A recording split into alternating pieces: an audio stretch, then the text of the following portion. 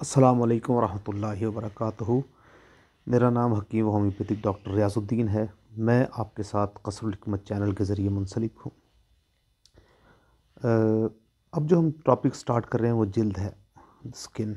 Skin जो हमारे जिस्म का एक बहुत ही अहम हिस्सा है। ये एक मोटी झिल्ली होती है जो जिस्म की बैरूनी सतह बनाती है, यानी एक्सटर्नल लेयर जो हमारे जिस्म की है वो स्किन है। जिस्म की जो भी खलाए यानी कि खाली जगह और जो सुराख हैं, जोफ हैं, जिस्म से बाहर खुलते हैं, इनके बैरूनी किनारों पर जिल्द यानी म्यूकस मेम्ब्रेन से मिली होती है।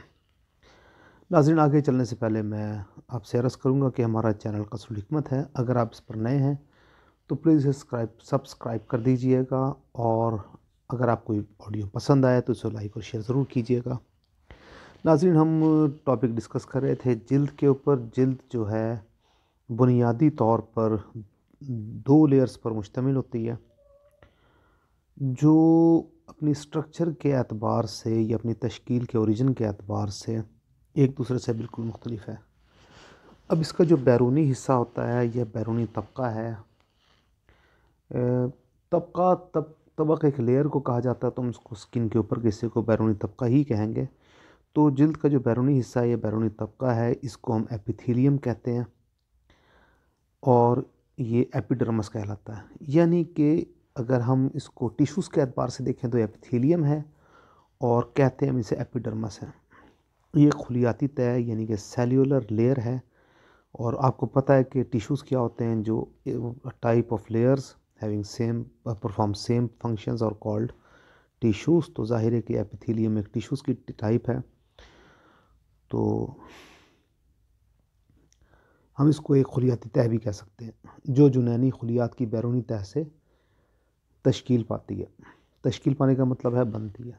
इसका जो अंदरूनी तबका है, जो हकीकी जिल्द है, या डर्मस कहलाती है, कोरियम कहलाती है, ये एक फाइब्रस कवरिंग है। इसकी जो तश्कील है वो जुनैनी खलियात की दरमियानी तह से होती है।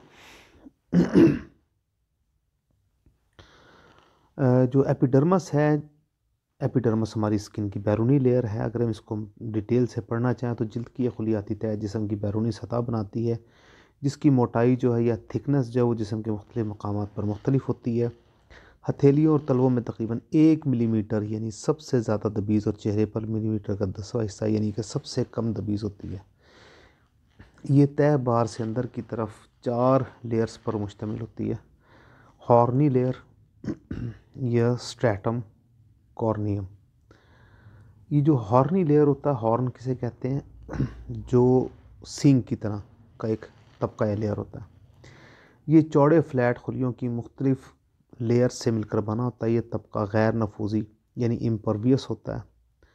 नफूस का मतलब क्या होता है, जो चीज़ जज़ब हो जाए, और गैर नफूज़ी का मतलब है जो जज़ब ना होने दे। इसमें पसीने के गदूद, स्वेट ग्लैंड्स और बालों के लिए सुराख होते हैं। इस तबके के खुलियात या इस लेयर के जो खुलियात होते हैं मुसलसल झड़ते रहते हैं। आपने देखा होगा मौसम चेंज होने के बाद हमारी स्किन के ऊपर जो मुख्तलिफ लेयर्स उतरना शुरू होती हैं, वो उसी की डेड जो सेल्स हैं उनकी लेयर्स होती हैं। इससे जो दूसरा तबका है उसको हम स्ट्रैटम ल्यूसीडम कहते हैं। इसके खुलियात आपस में मजबूती के साथ पेवस्त होते हैं, बाहम मिलकर झिल्ली जैसी साख्त बनाते हैं। अच्छा, इसका जो अंदर का हिस्सा है वो स्ट्रैटम ग्रैन्युलोसम है। इस तबके के खुलियात शक्ल और साख्त के लिहाज से तगय्युर पज़ीर हालत में होते हैं। ये खुलियात आखिरी और चौथी तह से बनते हैं, फिर ऊपर की दोनों तहों की तश्कील में काम आते हैं। इनकी जो साख्त है वो दानों जैसी होती है। तो अच्छा, एक जो इसका तबका होता है उसे यानी जर्मिनेटिव जोन कहते हैं। ये जो है मेल्फिगियन लेयर भी कहलाती है। इस तबके की खुलियात की मुख्तलिफ तह होती हैं। बैरूनी तह छोटे दानानुमा खुलियात की होती है जो स्ट्रैटम स्पाइनोसम कहलाती है, और अंदरूनी को कायदा या असासी या स्ट्रैटम बेसिल कहते हैं। ये दोनों तह हकीकी होती हैं, यानी कि ये दोनों तह जो हकीकी जिल्द यानी कि ट्रू स्किन की नाहवर सतह पर वाक़ होती हैं, और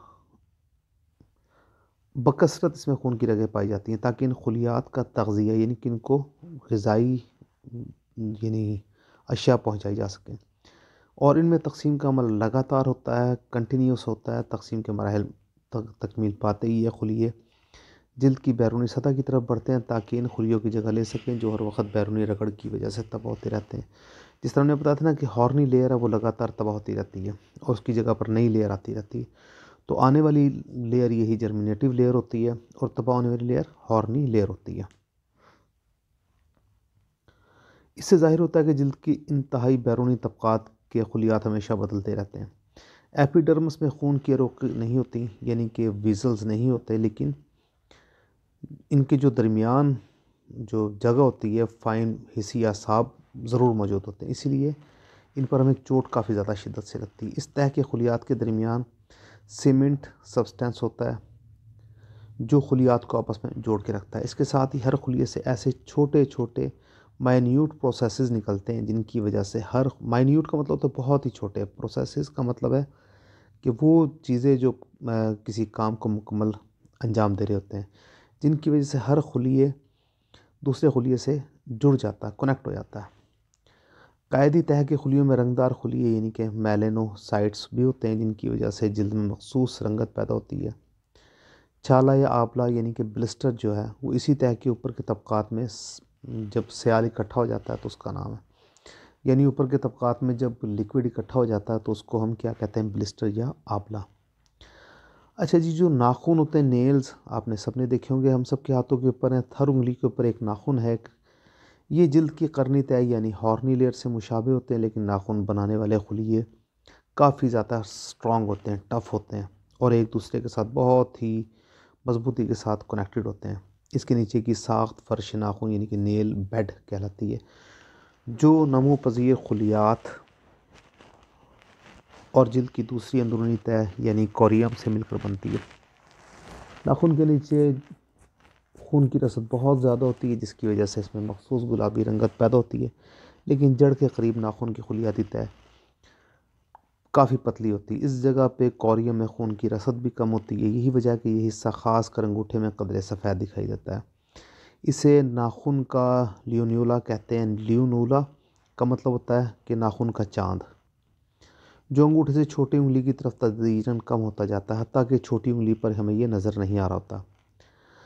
उंगलियों में इसका ज़्यादा हिस्सा जिल्द के नीचे होता है और छोटी उंगलियां बिल्कुल नज़र नहीं आता। नाखून की जड़ के करीब जो स्ट्रैटम कोरिनम है, इसकी तह कदरे आगे बढ़कर एक नीम दायरा नुमा तंग पट्टी बनाती है जिसे एपोनाइचियम कहते हैं। नाखून बढ़ने का अमल दरअसल इसकी जड़ में वाक़ होता है और ज़ाहिर है कि हर चीज़ की जड़ ही है जिसके ज़रिए उसको नमो मिलती है, जहाँ से वो कनेक्ट होता है अपने उस सोर्स की तरफ जो उसको खुराक मुहैया करवा रहा होता है। और इस तरह बढ़ने वाले खुलियात पुराने खुलियों को आगे की जानिब सरकाते रहते हैं। अंदाज़न जो है एक जो हेल्दी इंसान है उसमें नाखून बढ़ने की रफ़्तार हफ़्ते में तकरीबन आधा मिलीमीटर होती है, यानी कि तकरीबन 2 मिलीमीटर हर महीने एक आदमी के, जो सेहतमंद आदमी के नाखून बढ़ते हैं। उम्र में इजाफे के साथ साथ ये रफ़्तार ग्रेजुअली कम हो जाती है। तमाम उंगलियों के नाखून एक रफ़्तार से नहीं बढ़ते। इसी तरह गर्मी के मौसम में रफ़्तार सर्दियों के मुकाबले में ज़्यादा होती है। इसके अलावा पैर की उंगलियों के नाखून जो हैं वो हाथ के मुकाबले में बहुत आहिस्ता आहिस्ता बढ़ते हैं और हाथों के नाखून जो हैं वो पैरों की निस्बत तेज़ रफ्तारी से बढ़ते हैं। अच्छा नाज़रीन, अब जो हम बात कर रहे हैं कोरियम की, यानी कि जो उसकी तह है, ये सख्त लीफी यानी कि फाइब्रस लेयर है जो तकरीबन सारे जिस्म पर होती है। इसकी जो मोटाई है जिस्म के मुख्तलिफ हिस्सों पर 1/2 से लेकर 3 मिलीमीटर तक होती है। जिस्म की पिछली सतह पर इसकी दबाजत अगले सतह के मुकाबले में ज़्यादा होती है। मर्दों की जिल्द औरतों के मुकाबले में ज़्यादा मोटी होती है। जिल्द में बकसरत ऐसे हिस्से असाबी सिरे होते हैं जो अलग अलग दर्द, लमस यानी कि टच, टेम्परेचर का एहसास करके असबी मराकज़ तक पहुँचाते हैं।